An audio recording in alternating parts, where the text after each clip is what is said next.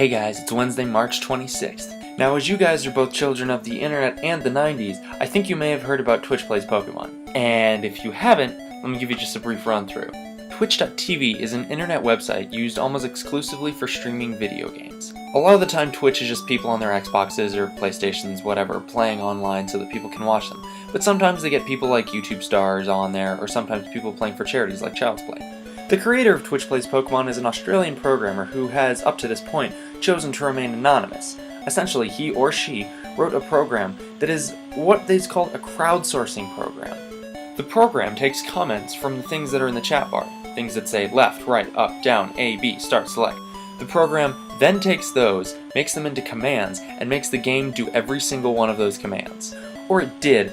After having a particularly rough time with the Rocket Hideout in Pokemon Red, the creator introduced the Democracy and Anarchy features. The Anarchy feature is essentially what Twitch Plays Pokémon is founded on. It takes every single command given by every single person in the chat room, and it makes the computer do it, one after the other. Democracy is a little bit different. It takes the most requested command for a 10-second interval, and then makes the game do that. So if up, for example, was the most requested demand, it would make red, or the player, go upwards. Twitch Plays Pokémon has been getting a lot of interest online, and even some coverage in mainstream media. A lot of people are calling it an interesting experiment in crowdsourcing. This is because it's people coming together, working for one collective goal. Except that goal is to beat Pokemon. Now, what does Twitch Plays Pokémon mean for humanity? Well, it means that we are able to work together. The Twitch community was able to beat Pokemon Red in just about 2 weeks. However, it's interesting how difficult some of the mechanics in Twitch Plays Pokémon became when so many people were trying to control the game all at once. For example, people who play Pokemon by themselves tend to take some of the mechanics for granted. Catching a Pokemon, for example. When you're playing by yourself, it seems simple enough. Weaken the Pokemon so it has low HP, throw a Pokeball, Great Ball, Ultra Ball, whatever, at it, and then just sit back and relax while you let the game do its thing. Unless you buy into the theory that rapidly mashing the A button will help you catch the Pokemon. However, when you have over 1,000 people trying to control the game at once, all of these things become exponentially more difficult.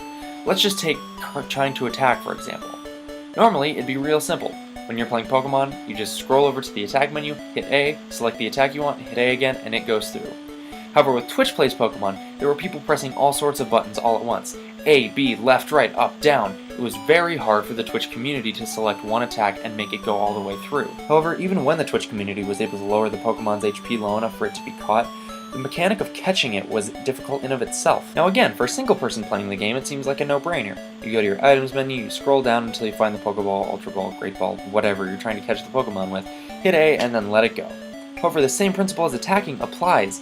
Collectively, the Twitch community had to get to the items menu, then scroll all the way through the items until they found the Pokeball, Great Ball, Ultra Ball, so on and so forth, that they were looking for. Then they had to hit A, and then they had to make it go through. And what if it didn't work the first time? Then they had to keep going over and over again. And you know what's incredible? They caught some pretty intense Pokemon. They caught Zapdos, for goodness sake. More interestingly and more tellingly, I think, they beat the entire game. They beat all 8 gyms and the Elite Four. That takes some doing. Normally it takes about 25 hours for a standard person to beat Pokemon Red. And to be fair, it took Twitch 2 weeks. But for taking every single command, at least for a while, that was given to it, that's pretty impressive. And there are tons of other things that happened during the playthrough of Pokemon Red during Twitch Plays Pokemon that are just insane to think about when you consider how many people were trying to control this thing all at once.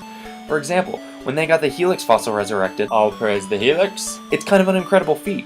I mean, it's not that hard to get the Helix fossil, you just have to select it at Mount Moon after you beat Team Rocket. But taking it to the laboratory on Cinnabar Island and going through the process to get it revived is pretty impressive.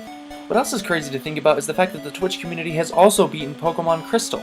And when I say beaten, I mean beaten the entire story. They haven't caught all the legendaries or anything, but they beat all 8 gyms, they beat the Elite Four, and they even beat Red. This was particularly interesting given that the mantra of Twitch Plays Pokemon Crystal was, no gods, no kings, only Mon. That means that every team that they had did not have a legendary Pokemon in it. And they ended up beating Red. However, they had good reason to. The programmer came in and told the community that if they didn't beat Red by Friday the 21st, he would not put up Twitch Plays Pokemon Emerald. But like always, when faced with this conundrum, the Twitch community came together and made it happen. They beat Red, which is the ultimate challenge in Crystal. I guess unless you count chasing Entei, Suicune, and Raikou around for a while trying to catch them. And Twitch Plays Pokemon has definitely grown a following. There have been some really interesting art pieces and articles about it. I'll have tons of links in the description below. So what does Twitch Plays Pokémon mean for society? well, it means maybe we shouldn't be quite as apathetic as some people are. It shows that we can come together as humanity to complete a common goal, even if it's as simple as something as playing Pokemon. But come on, let's be real here. Even though Pokemon does funnel you in the right direction and it's not as open world as Skyrim, it's not like a rail shooter where it takes you everywhere you need to go. It's not completely open world like Skyrim, but you can still wander around on a pretty large map before you have to do the next thing in the main quest. And yet, we did it! I say we, being part of the Twitch community. But we did it, and we did it in a relatively timely manner when you consider, again, how many people were trying to play Twitch all at once. It was a really fun ride, and I'm super excited to see where Twitch Plays Pokemon Emerald goes. And guys, don't forget, gotta catch 'em all.